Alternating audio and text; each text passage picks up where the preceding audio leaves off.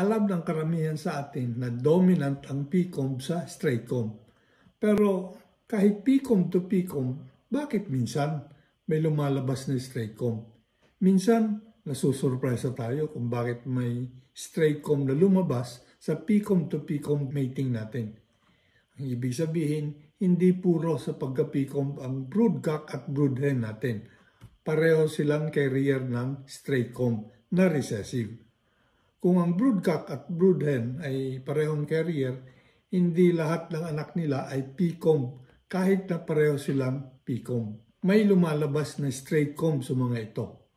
Walang problema kung parehong straight comb ang broodcock at broodhen dahil nga recessive, puro sila sa katangiang ito. Kailangan kasing parehong nasa dugo ang tipong ito para ipakita siya ng manok. Kung straight comb to straight comb ang gagawin, puro straight comb ang lahat ng palahi. Ito pa pala, maririnig nating sinasabi ng mga breeder, this bloodline comes PCOM or straight comb. Ibig sabihin, hindi nila pinapuro ang bloodline sa pagka-PCOM. Pwedeng gawin, pwedeng pwede.